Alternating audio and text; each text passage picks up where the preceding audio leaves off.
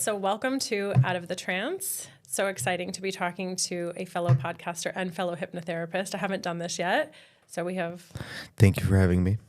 my absolute pleasure. Haven't done this yet, so talking to someone who does what I do, but in a totally different way. So I'm very excited to be having this conversation with you today. Thank you. I'm excited too. Like, wow. I literally like I almost didn't make it. I wanted to come so bad, but at the same time, like at 3:30 a.m., like I was literally like I have a schedule of like sleeping late, and I came in here and I was like, all right, are we gonna make it? Are we gonna actually do it? And then we did it. So like it's been a journey, and finally we're here. Yeah, when you sent me a photo of your window and your address, I was like, he may not make it in time. So. Like, I swear to God, like I knock on my window. I literally was not confident that I was gonna wake up early. So it's like, in case I don't, DEFCON 5, just like come to my window, to my house, and just wake me up. This is where I live, and this is my window. I was like, this may not happen this morning, but it did, and we are here. But you are staying up late because you're doing something really exciting. So let's talk about that. 100%, yeah. So I do coaching and sales for the #1 hypnotist in the world. I deal with people from all walks of life, but I deal with people with very, very, very crazy knowledge that have information that you can't find anywhere, that has like a certain level of thinking and decision making that is just completely out of the norm, essentially. And yeah, and it opened my eyes to a lot of different things. Like, we're talking pro athletes, celebrities, entrepreneurs, 6, 7, 8, 9-figure entrepreneurs, government, politicians, like seeing people. Honestly, you would be surprised how many people want to be out of trance. It's like, actually, it's crazy, and there's a lot of people that are working on themselves. And I think years ago I would have been surprised, and I was surprised originally because I came from I was working in finance in New York, working at a hedge fund, and it was a very like straight mind world. And when I started doing hypnotherapy, it was so strange who kind of came out of the woodwork, because I was kind of like, it took me a while to out myself as a hypnotherapist, because it was like, I went from working at a hedge fund and then to, startups and then the entrepreneurial space, and like being taken somewhat seriously to a place where, just sounded very out there to my former life and former world. But it was very interesting because a lot of people from that world were even more interested in what I do than I expected. And because at the top level, whether it be, like you said, athletes or top performers, actors and actresses, business people, your mindset, or even your subconscious mind, is the thing that can either make or break your success. Literally. And people get that at that level, because you really can't take the risk of not aligning your subconscious with your conscious plan. It's just so much going on at that level that if you're not on top of it, if you're not in state, it would just crumble. Like, the strategy is just beginner game. Like, everything about strategy, about like techniques, or learn this, like, you're stepping away. Like, it's it's assuming that you're not that person from the beginning, and you're stepping away from the identity temporarily, and you're actually like practicing something, and then, okay, let me just go back to where I used to be, and then it just goes back. This day, you gotta be that level. You gotta literally be it. You gotta be it. Yeah. If you question, if you get questioned, if you do that, if it's not inside of you, it's gonna crumble. It's completely. And I love that you said the identity level, because I always, like, when I start working with a client, I always look at the Robert Dilts NLP levels of work. And, at the bottom is like behaviors and environment. And then above that is like knowledge and skills. And above that, it's, beliefs, values. And then it goes up to identity. And then it goes up to like mission and purpose. So when I'm working with someone, if they're down here at environment, it's like that's a really tough spot to change people. So I want to go as high on the scale as I can, because everything downstream of that will shift the higher we work.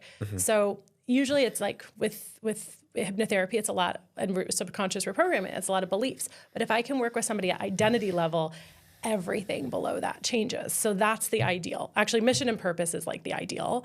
And if we can get there, it's like really easy because you just keep directing someone to their purpose. But the identity level is where real change, like high level change that's both rapid but also permanent is. And finding someone that is being able to make that shift at a rapid scale is so rare. Because let me imagine this, right? Imagine you are in New York and you've been giving the map of Chicago, and you're finding yourself in New York and Chicago. And from the moment that you were born, you were giving the map of Chicago in New York. So you spend 5, 10, 15, 20, 30, 40 years of your life spending your blood, sweat, and tears and time and energy trying to find your way in New York, while you have the map of Chicago. Oh, right. You live in New York and you have the map of Chicago. Yeah.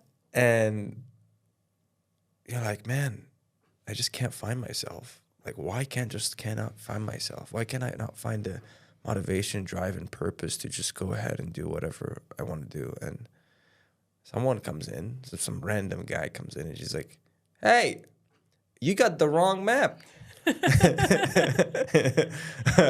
like the way that I went cowboy accent with that one. I felt like it was more of like a New York or okay. Do it again? So you got the wrong map.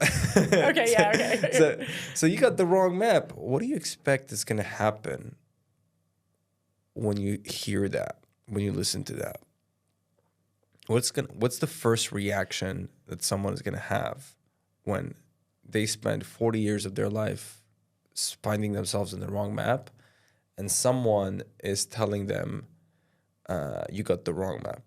Well, I think that people have shock because most people think that they're living in the terrain when they're living in the map. And one of the big suppositions of NLP is the map is not the territory. So we think that we're living in reality when we are living in a map of the world that is created by generalizations, distortions, and deletions. So yes, but even before that, like this, like that's after they realize. After they realize, okay. Before that, they're gonna be like, this guy doesn't know what he's talking about. Right. He's a liar. He's like, what are you talking about? Suspicion, right? You're telling that this map that I've spent my entire life is wrong. No way. Like, let's just be in reality for a second.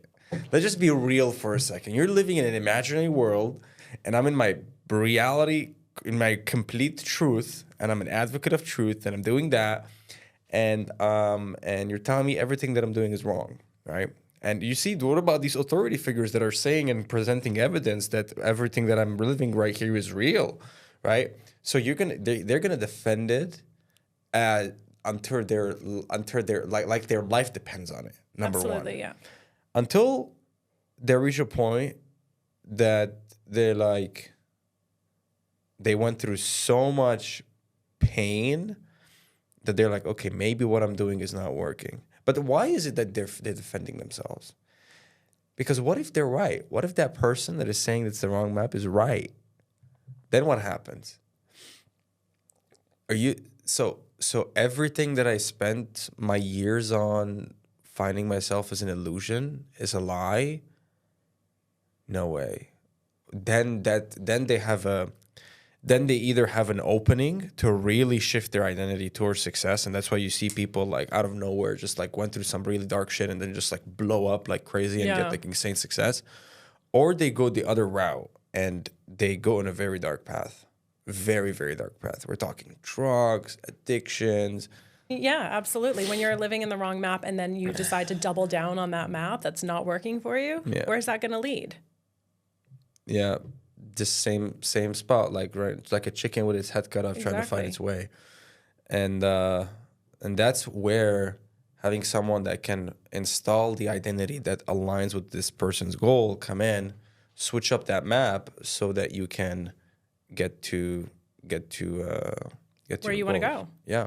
So I love that you brought up, like, you posed the question of, like, what would someone's reaction would be? It would be like distrust and suspicion. If you said your map is not necessarily reality, I've got a different reality, a better reality. Even if it's better, I think people will cling to their familiarity, and people often do until they're ready for change, and that's when they come to hypnotherapy. Yeah. But I think what puts a lot of people off or at least when I first started doing it, of hypnosis, is that suspicion. So I generally like to talk about it in a way that, like, doesn't freak people out. But I think that some of the stuff you said when we first started about, like, working with information and stuff that people don't know, I think we should freak people out. So let's talk about it that way. Holy shit. Okay. But, like, you know what I mean? Like, let's, like, really talk about how amazing, like, I see hypnotherapy, NLP, all of these tools, and I don't see it as one technique. I see it as, like, or one tool. It's a tool belt full of so many things that are taking you into the right brain, out of your map, helping you create a new one. So there's a lot of techniques here. But, like, it's a psychotechnology, and it's a technology, and it can be used. It's very, very, it's profound and it's powerful. So let's really, like, like, get into, like, the power of it, if you're up for that. Yeah. Okay. So, where do we start? Okay, so, oh my God. So there's a lot, right? When you're talking about the level and the possibilities here, like, I've seen a DJ that lost his hearing on his right ear after listening to loud music all the time. And, the hypnotist that I work with, I'm not going to name him, but the hypnotist that I worked with, just hypnotized him right away, and he healed his hearing. And, I believe it. And he got back, and he broke down. It was one of the most emotional, like, sensations and experiences ever. It's like, holy shit. Like, yeah. Like, he had to, like, always, like, turn his head around. He's like, what do you say? That's amazing. How long had he not heard in that ear? For, like I don't remember the time frame, to be honest, but yeah, like, even that, like, he was devastated that he lost it, And do you know, like, how he did that, or what kind of sort of premise that the hypnotherapist was working on? Yeah, like, shock induction, just like getting into the state, and then like, he got into it and then got out, like, sleep, get in, like, did his programming, and he woke up. He was just like, okay. Wow. No, I believe it. We were talking about rapid inductions the other day off camera, and I usually do, like, they're considered fast inductions, but I don't do, like, rapid ones. So those are more for show hypnotists. But I think they can be used to, like, in therapeutic sessions just as easily to, like, save time and get people into a deeper state. So I was practicing them, and I decided to practice on my boyfriend. Easy subject, whatever. So it was really funny because I was like, all right, if I get the state, what do you want me to work on? So I tried a few different ones, and the third one, I'm like, oh, he's freaking out. Like, he was out, like, somnambulistic. And I was like, oh, he said, actually, I'd gone to hypnotherapy before. He has, I don't know if it's psoriasis, or I think it's psoriasis on his elbows. And he's like, yeah, I'd gone to hypnotherapy for that before. What is that, though? It's like inflamed skin, and it peels, and it's stress induced, right? So if somebody were coming to me for that, I would work on their stress, because I'm not like, oh, I can fix a physical symptom. But he went to a hypnotherapist before for it, and he said it didn't work. But he's like, I really like, he believed that it could work. So he was like, I said, if I get the state, what do you want me to do? He's like, do my psoriasis. So I did a few rapid inductions. The third one got the state. He was super out. And I was like, all right, I'll just do psoriasis because he's there. And I just did like a quick, I did like a really deep parts thing, right? Just like whatever part of you feels that you need to express something this way or express stress or whatever this way. I want to negotiate, just a parts negotiation while he was in a deep state. And I did ideomotor responses. So I got the finger moving when I got one part, the part causing the psoriasis. And then I asked the subconscious for a new and healthy way to replace that. And I asked another part to come up. I got a finger response. He doesn't know that any of this is happening. And then I got them to negotiate, and I just got ideomotor responses because he was too deep to talk. We finished the session. It was a few minutes. Comes out of it, and he was like, "Whoa, where was?" I was like, "You were hypnotized." And he was like, "Oh," I was like, "I did the psoriasis thing." He's like, "Oh, cool." Anyway, we forget about it, because for me it was just a practice session to really. I was like, whatever. A month later, his elbows clear up. And he was just like, I don't know what's going on. I don't know. He's like, I'm not doing anything different or whatever. I was like, actually. Wow. Yeah. And it was like, wow. Yeah. And it was the best. He said it was since he was a child, he's never had his elbows, like the skin clear up that much. So, and we had photos and it was like, holy shit. So then he's sending me all of his psoriasis friends. But it's like a lot of times there is a mind-body connection. And I don't ever say I can do something like, I don't say that I treat physical symptoms, but often they're a byproduct. They just naturally do it. You can't just say like, hey, I'll heal you this. But like, it's possible. Like it's been done before. Like if this guy was able to heal from psoriasis or hearing their ear, then what's stopping you from healing any disease? Or like, like I had a guy that had eczema that had the same situation. Right. Eczema, that literally the same situation. Or someone that was just in chronic pain all the time, like where the hypnotist was literally like completely like just remove the pain. Like it's like like I've seen a situation where like like you put someone like in a seminar space like they got like 2 buckets of cold water, like not just normal cold, like not even the one in Ericeira here, like this is cold, like just like make it 10 times colder, like that, like an ice bath. Like basically even worse, like more than ice, but ice more. It's really cold, and then you put it in, you're gonna have pain, like you're gonna be burned from how cold it is. Like basically that's how it is, and like and you have someone put their elbow in, and they're like, oh my god, I can't last more than like a second, and then they take it out immediately, and then the hypnotist hypnotizes him. He gets in, and he stays for like 5 minutes. He's having a conversation while his hand is completely inside, submerged, and then he got out of trance. He's like, "Oh my god!" And then he just couldn't even like he needed to recover his hand basically for like 30 minutes, an hour until it like calmed down. So but he didn't feel anything, right? But then he like you get someone else that puts his hand in. He has the same thing experience. He get out of trance. He's like, "Oh my god, I need to get it out." But he keeps it in because like he pulled an anchor to keep the hypnotist pulled an anchor to keep him stuck. And then after that, he puts him back in state in trance, and he's back into not feeling anything. It's like while his hand is inside all the time.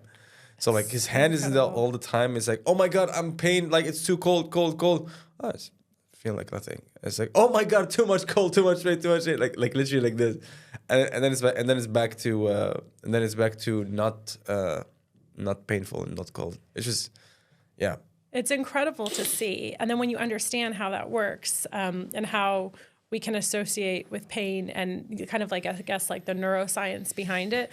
One of my teachers, she's a New York-based hypnotist who she does the full gamut, but she has a protocol for pain, and it's like turning it on and turning it off. So when you describe that as like the hypnotist was like brought him into trance, brought him out, like he really like it's like turning on a switch with turning the pain off.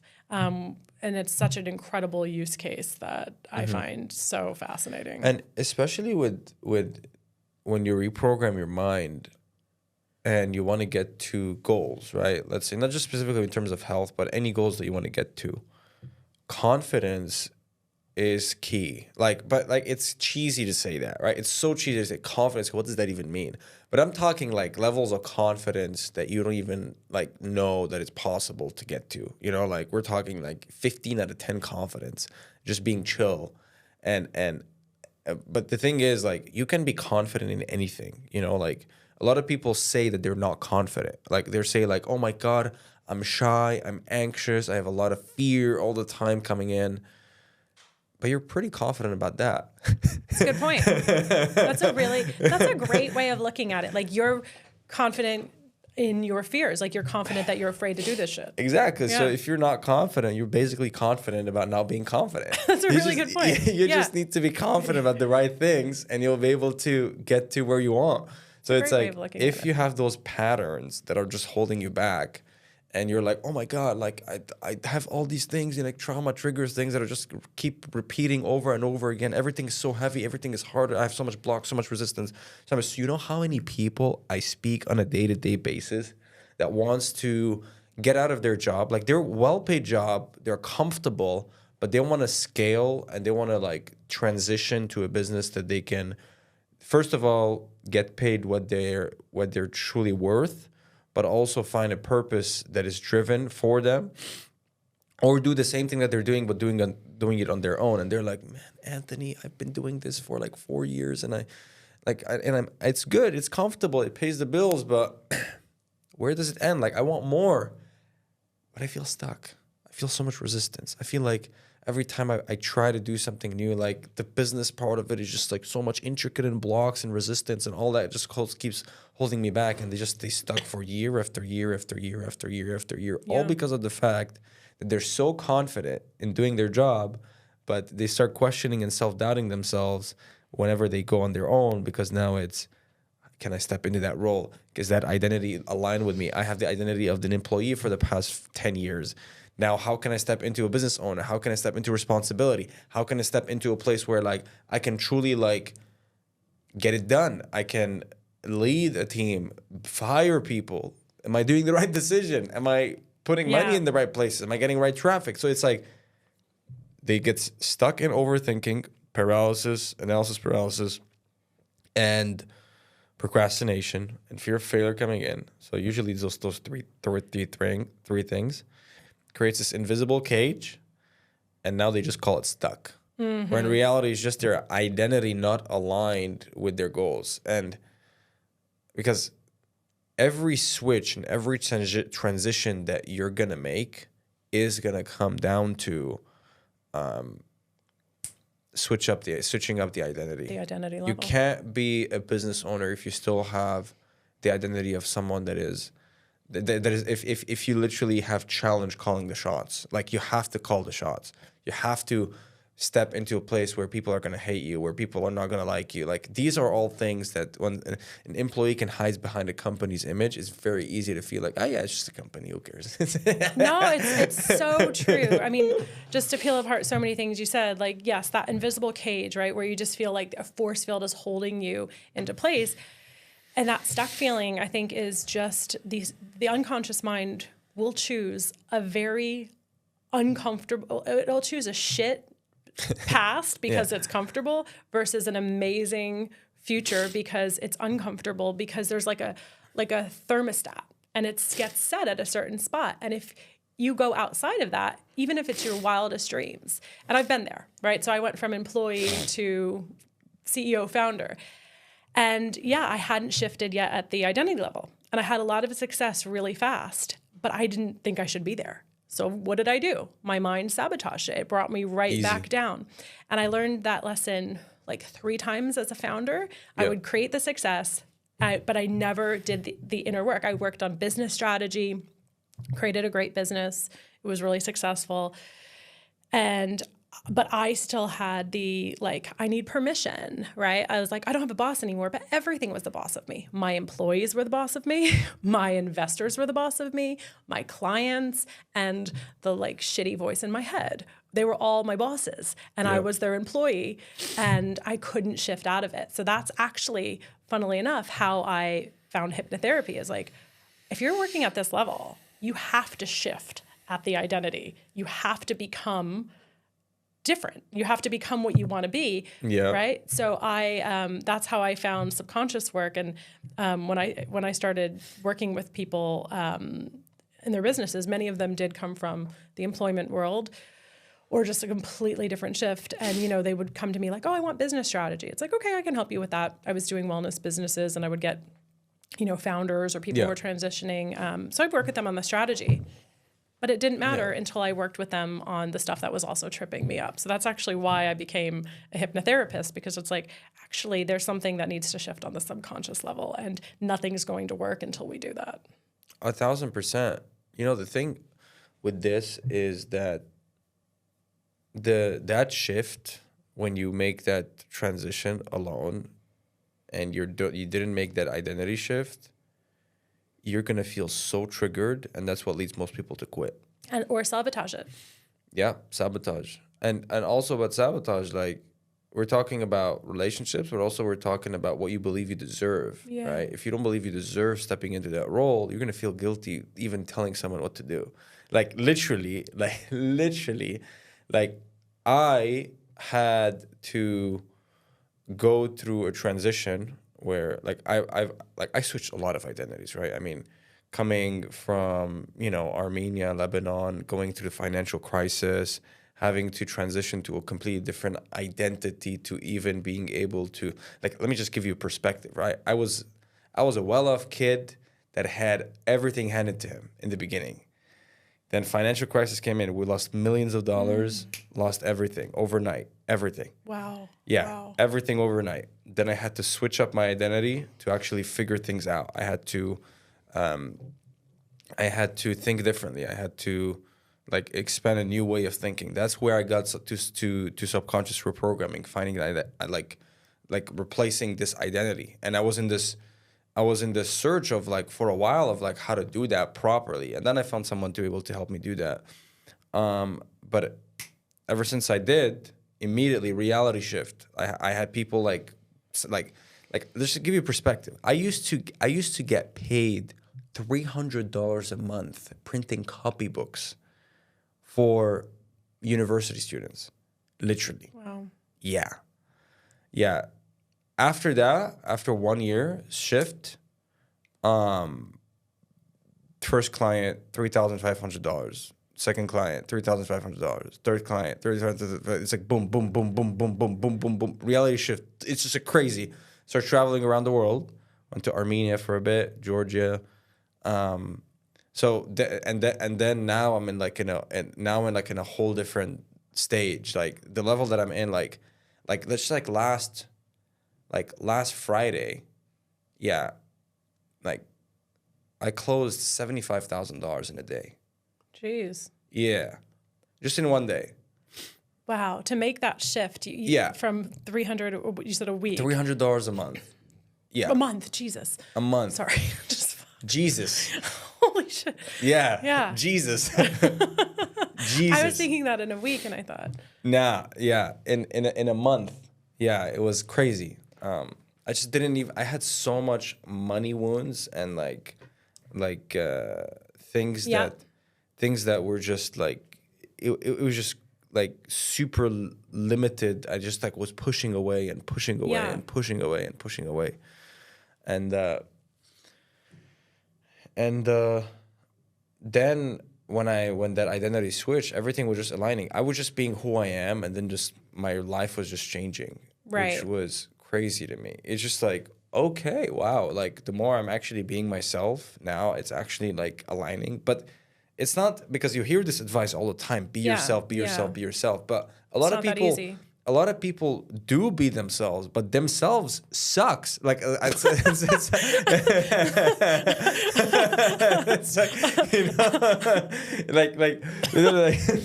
I know. Okay, let me empathize. I know. I'll let you elaborate. Let me comfort it a little bit. What I'm saying is that their identity is not aligned with their want to be. So whenever they are themselves, it's just not aligned. It just gets them. Okay, so who you are is basically someone that's just a victim and just complaining and just depressed and staying at home. That's what most people think about who themselves is, because they just imagine themselves in the worst period. But that's not you. They're just an identity that you formed around feeling like that, and you invested so much time and energy and called it reality and called it who you are.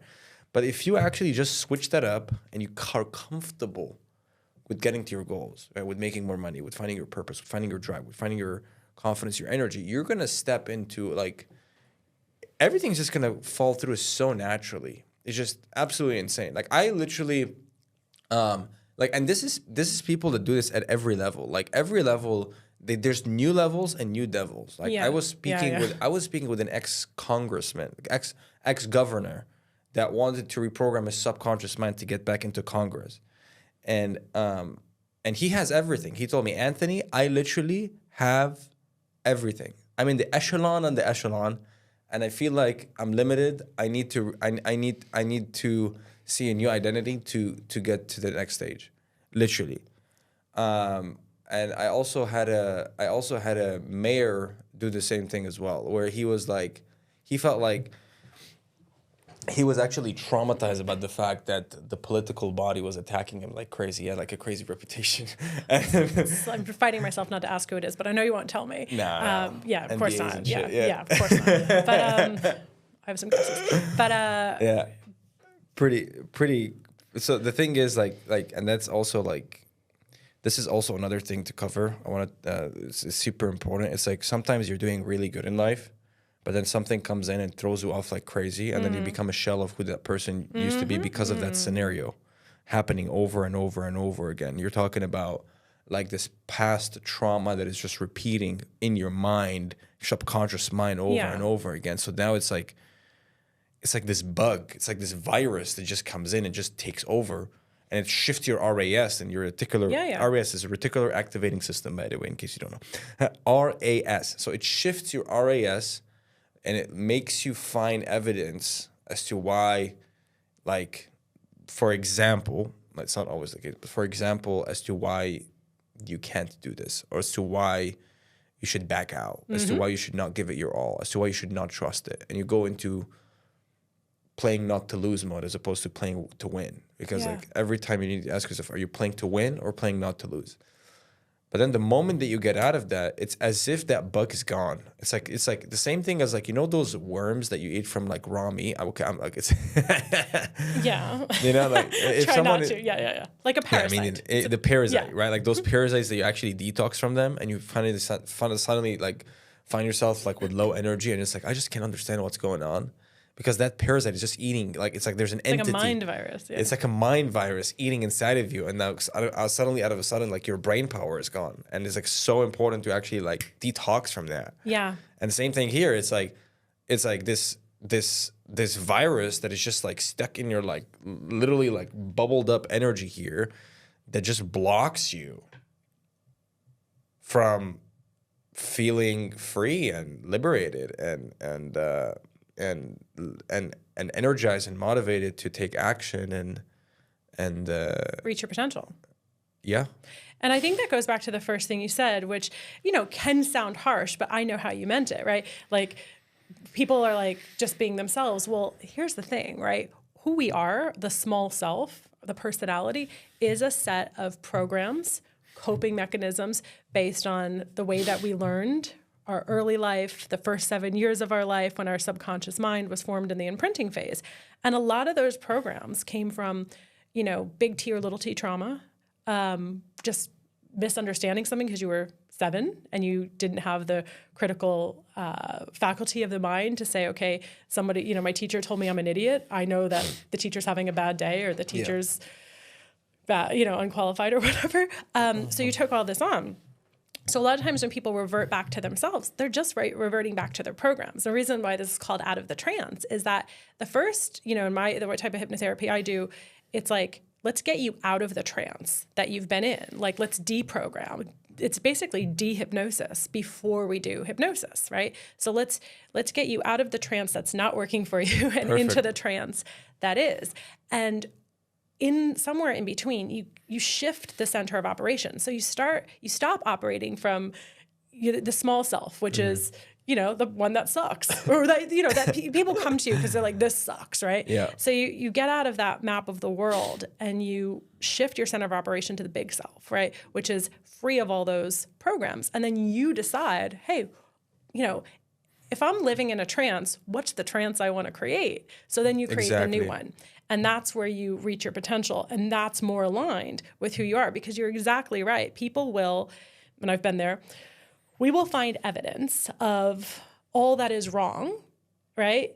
If that's where our focus is, if our RAS, our reticular activating system, is focused there, because our subconscious mind needs to match the outside world with what's in it. And it will delete information to the contrary. Exactly. It'll distort things in a way that looks like it's bad when it's helpful.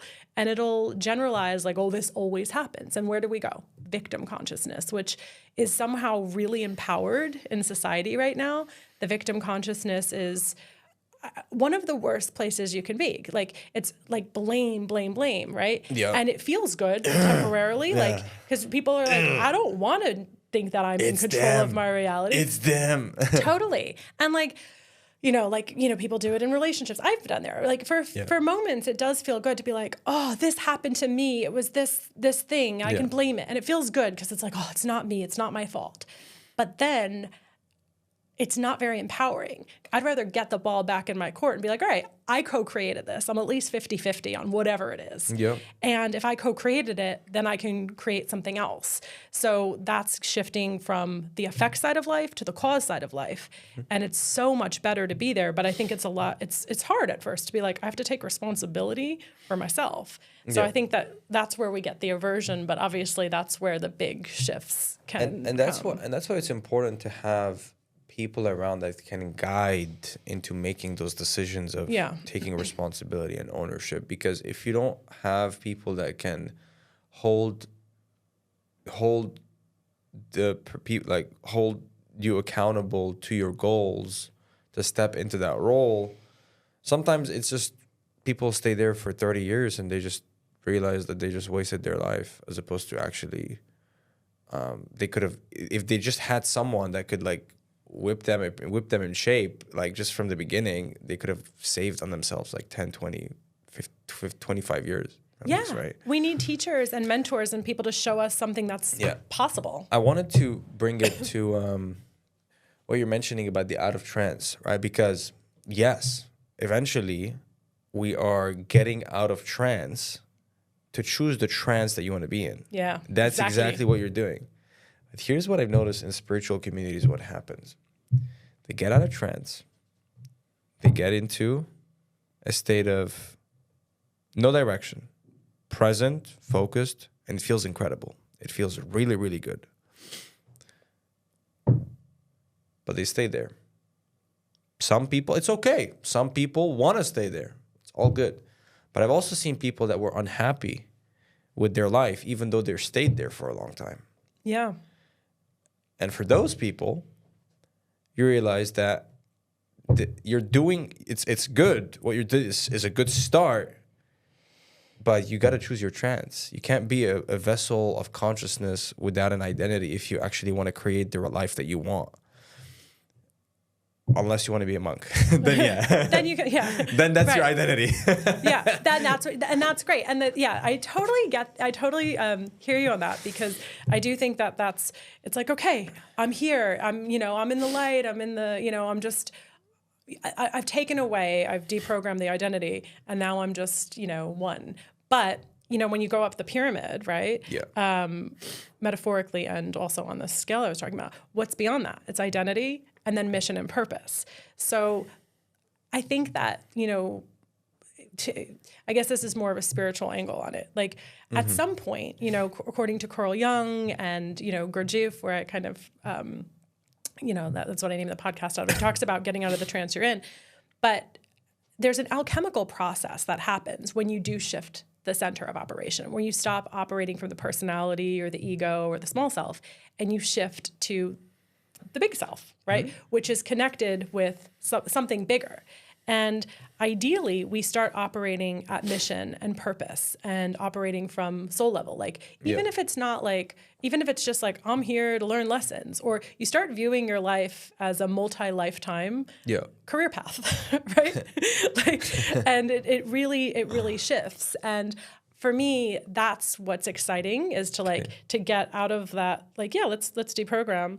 And, Jung calls it individuation, which I think turns people off, because in order to kind of fulfill our dharma and purpose, we actually need to become individuals first. Because as you said, when we don't, we're just in the wind. We are vulnerable to societal, anything. Like if you stand for nothing, you'll fall for anything. You literally get sucked into the strongest frame of reality around you. You will become it, literally. Like no matter what it is, your frame of reality needs to be, if it's the right identity to your goals. It's like, it's also, this is the thing, because you got the advice of drop the ego and listen, you know, like there's the advice of, you know, like in order for you to grow, you need to listen to advice. But if you actually have the right identity, you don't need to listen to advice. You literally don't. Like, don't listen to advice if you feel that your identity is 100% aligned. Like, don't do it. Just don't do it. Only listen if you feel that you're unhappy with your situation and you feel that where you are in your identity is just not aligned. Then you can listen to something from someone that has done this before, knows how to get there, and can install that identity inside of you so you can have that alignment. But if you actually have that identity aligned, your frame of reality needs to be so strong that that's it. Nothing else exists in it other than your frame of perspective and your beliefs. Because it comes back to the map we were talking about. Now you have the right map. Like, you actually have the right map, and people would be telling you got the wrong map. Right. Yeah, you have to have certainty. And I love what you said about how, like, you don't actually need to listen to advice, but you can at the same time. But I guess where, like, when you shift your center of operation, it's like you're connected to something else. You're aligned with the higher you, which is aligned with the higher thing. What do you want to call that? Source, the light. You know, you're aligned with the big thing. Yeah. So information is going to come to you sometimes through you and your own intuition, but now you're going to be less clouded by conditioning. And even if you are, you'll get a lesson, so you're still on the right path.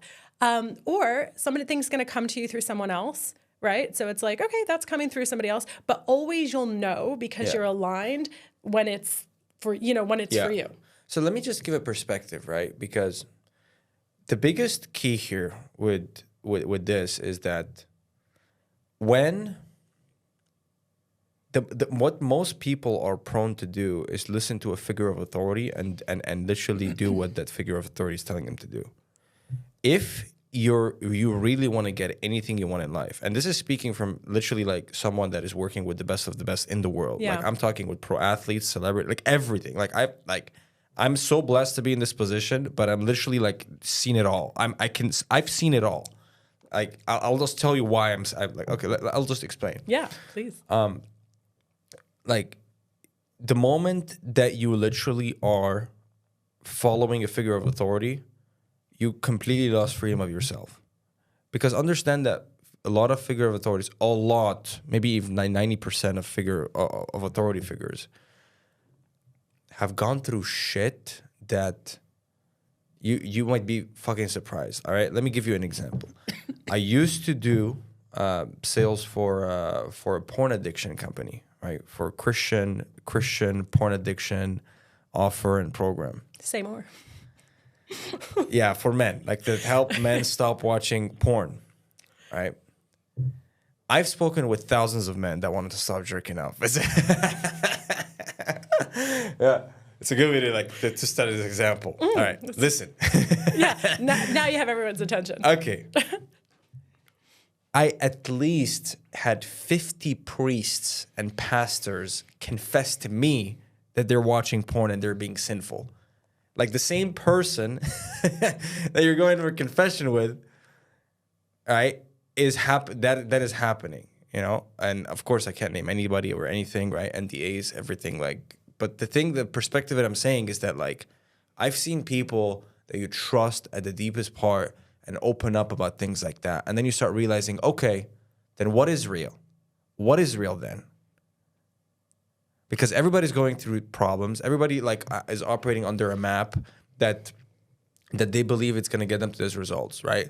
And I'm not saying this to, you know, there's empathy towards the fact that there is like everybody needs help, you know. Everybody needs help to a certain extent. Unless you really like your identity is like completely aligned, then you don't heal. Just keep going. Just go off to the races. Don't listen to anybody. You got the right map, keep going. Personal authority. Exactly. But if you don't, and you want to improve, and you want to really get to where you want to be in your goals, and you feel blocked and stuck, you need to really, first of all, resonate with someone that has what you want, that where you want to go. First of all, resonate with them and take a leap of faith. Allow yourself to open up and experience a place where you can have this switch of identity and change of identity. Because if you don't, you're going to get blocked off.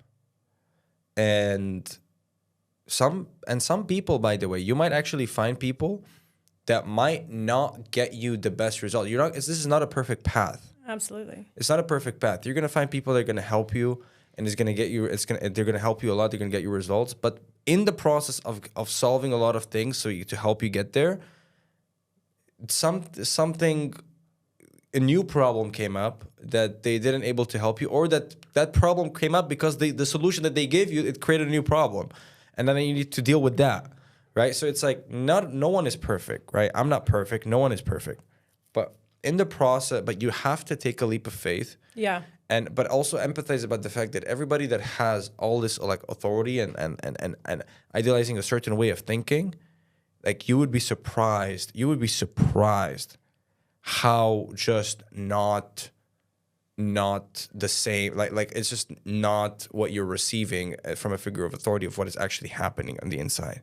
Yeah. But what I can tell you with all of this is that allow yourself to take this leap of faith, and just also put the expectations that it's not going to be perfect. You're going to have like good things coming out of it and bad things coming out of it. And in this process of finding someone that you really resonate with, that can actually like change that identity and transform, then you'll find eventually someone that is going to be like, you know what? Okay, this is it. These are the people. Yeah. This is someone that I can actually get me there and.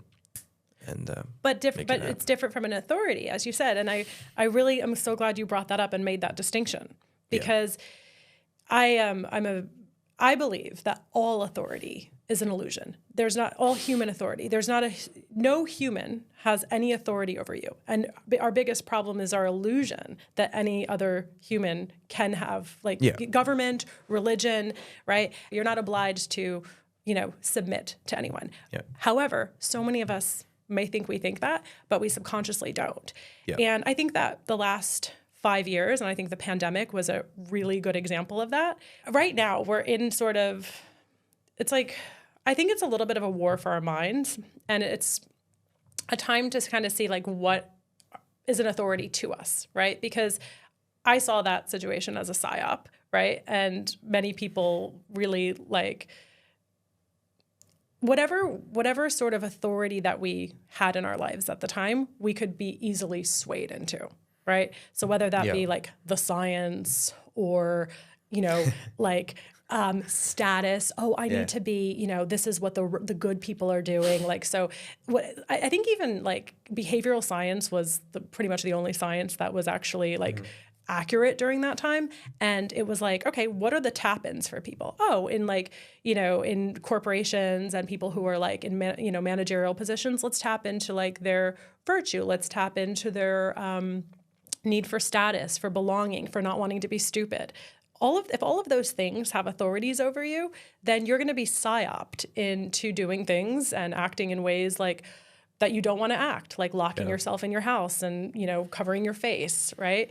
So, that was a pretty big test. And for me, when I was growing up, it was a compliant test. It was a compliance test, right? It was a psyop. And for me, like what got activated in me, which I realized was my, real self, was that, I grew up always being like, I always got in trouble. And people would be like, oh, she has problems with authority. Well, I realized that was a helpful thing for me, because I was I'm not complying with this. Like, this doesn't make any sense to me. Actually, that's good. Yeah, it was really helpful. Really good. My my problem with authority actually isn't a problem. The only problem is actually believing that anything can have an authority over you. And that really became a huge part of my work, which really shifted during that time. It's like, oh, this is more important than ever. This isn't just about personal development. This is about like helping people get out of vulnerable places where their mind can be controlled and their behaviors can be controlled and they can be psyoped. Because if you can really understand your subconscious and understand the things that drive you that you don't know about, you can change them. You can get into the trance you want to or create the life you want to. But you also, like, hypnosis and NLP allow you to not be hypnotized, because all of these techniques that we're talking about that I find so powerful for the individual, well, they were mapped out by, like, you know, Eddie Bernays. They were mapped out by the CIA. They were mapped out by propaganda, and they're being used on us at scale.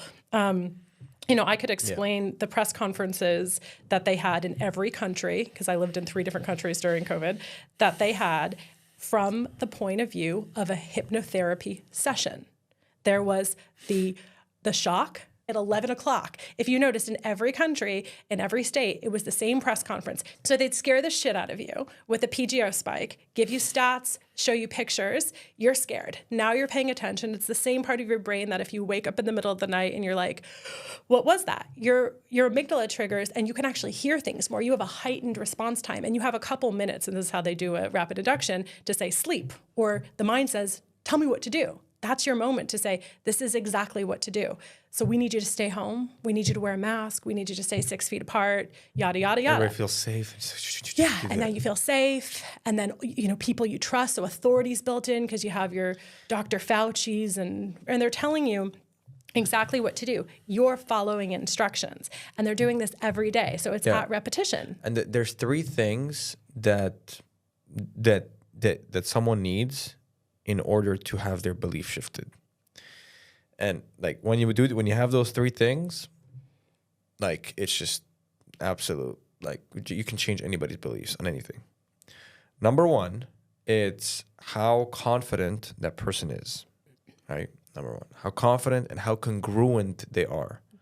Usually that's number 1. Number 2, status, how much authority they have over a certain subject or over a certain group of people, how much authority they have, that's how they're going to believe.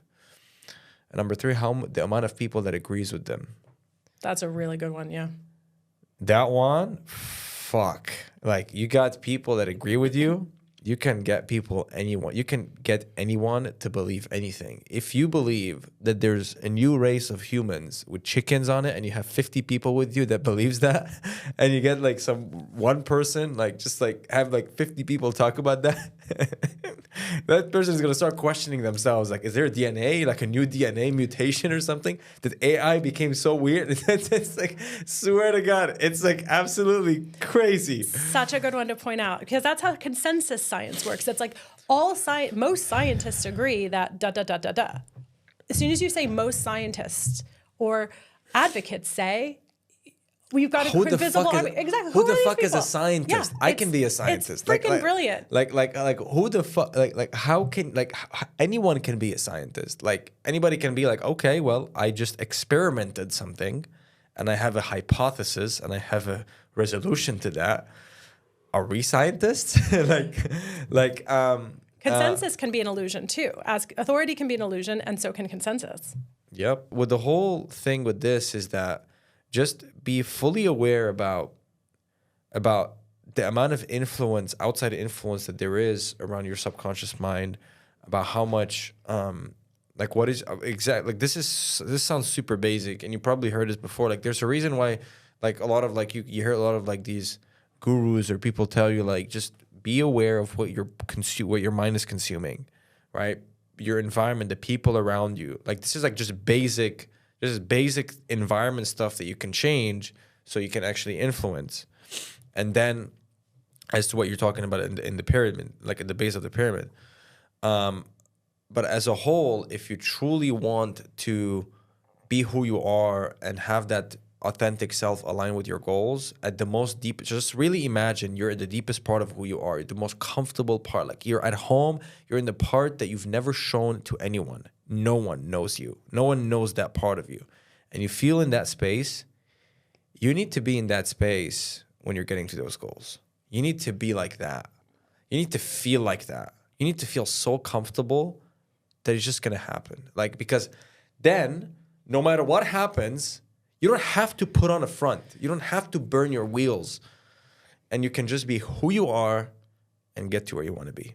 So so number one is your environment. Number two, switch up your identity, like the map, change the map, and also have such a strong frame that authority figures, outside influence, no matter what happens, you're so convicted with your beliefs that you know where you're going, but do it in the right order. Don't be convicted in being not confident.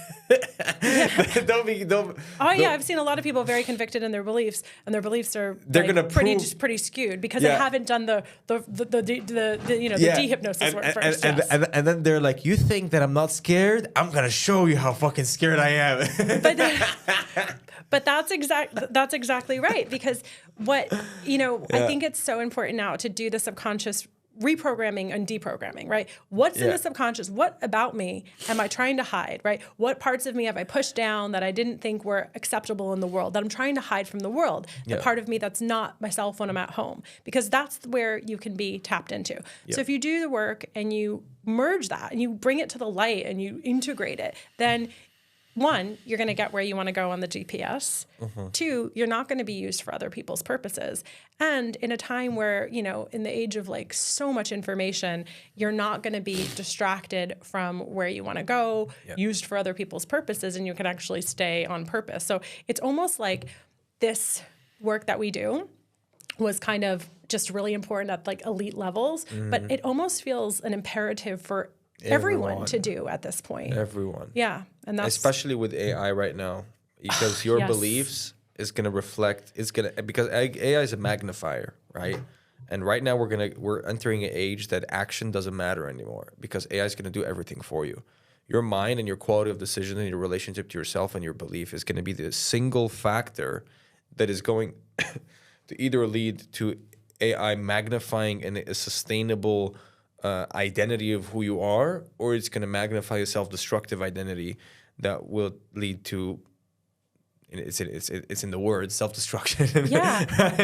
And not just on an individual level, because with AI, I think that's such an important thing that you brought up. So I will just mention that for a moment. But with AI, it's creating not just your individual. So AI is creating also the collective conscious, because we're inputting into it, right? So it is a product of the collective consciousness, right? So there is kind of a need to make sure that we're like inputting higher levels or higher qualities of consciousness into that, right?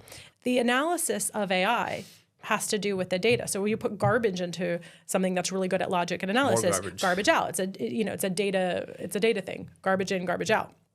So the other part of AI is that when we look at the left brain, our left brain is our map, right? Our right brain is much wider and it's much more connected with the terrain, the collective consciousness, the Akashic, whatever, the big picture, right? So when we're trying to make decisions from our map, we don't have all the data. So we're going to have faulty analysis, faulty logic. If you make decisions based on data that is missing, you're not going to get to the right place. And we do that.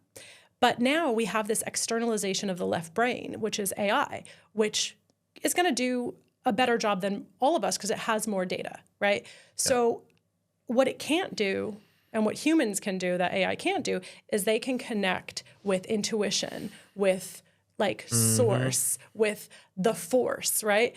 And that's moving into the right brain. And I think right now, all the tools that we have in hypnotherapy and NLP are those right brain technologies.